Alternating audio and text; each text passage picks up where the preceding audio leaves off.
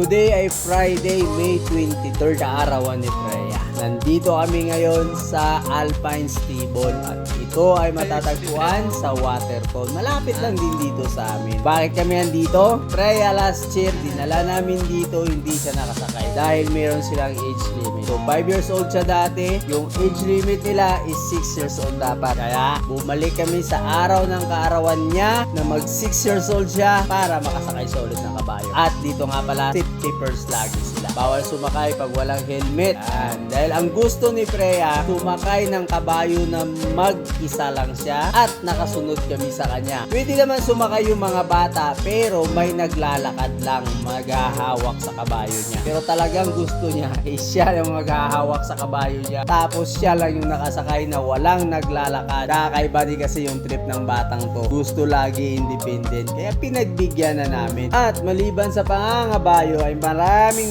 pa tayong pwedeng gawin dito sa Waterton. Kasi nga, ang daming pwedeng i-hike na kabundukan dito. Hindi kayang tapusin sa loob ng isang araw. Sa sobrang dami. At kung trip mo naman ay magbike, pwede rin. Kahit sa town lang, okay na. Napakaganda ng mga tanawin dun. Pero pag gusto mo naman ng malayuan, pwede rin. Kasi nga, may ruta din dito from town to Red Rock. And then, napakaganda ng view dun sa Red Rock. Pero pag gusto mo naman yung chill lang, bird watching, animal watching, bear watching, deer watching, elk watching, coyote, cougar, pwede rin.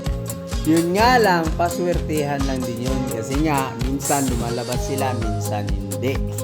At pwede rin pala kayong mag-boating dito kasi nga napakalaki po yung lake. Pwede rin kayo mag-fishing kung may license kayo, diba? So yan lang at maraming salamat sa suporta. Enjoy your watching. Tapusin nyo yung video na to at ma-enjoy kayo dito. Ang ganda talaga ng lugar na to, promise.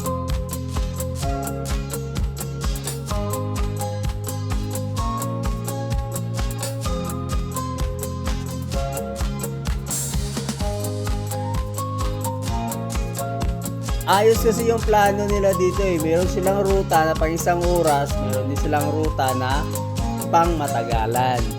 Diba? At dito na kami medyo sa masukal na area. At sabi niya dito sa amin na mag-ingat daw kami. Dapat laging alert at focus kasi nga may mga white-tailed deer dito na biglang pumaripas ng takbo. At nangyari ngayon sa amin pero hindi ko na-videoan. At buti na lang si Freya nakahawak ng mabuti sa kabayo, hindi nahulog kasi tumalon nga yung kabayo nila ng guide. At yung guide pala dito is napakabait niya, ayos. Ang taas din ng energy ng guide na to kasi lahat ng tanong ni Freya sinagot niya. Si Freya, grabe, mula umpisa hanggang bumaba kami ng kabayo, yung bunganga niya hindi tumitigil, kakatanong, kakasalita. Ako na lang yung naawa dun sa guide namin. Pero lahat yun, pinagtiyagaan niya talagang sagutin isa-isa at i-explain kay Freya kung mga bagay-bagay na nandito.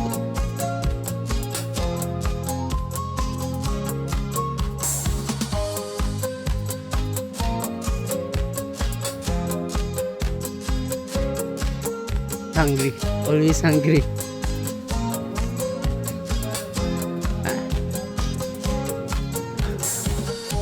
Yeah.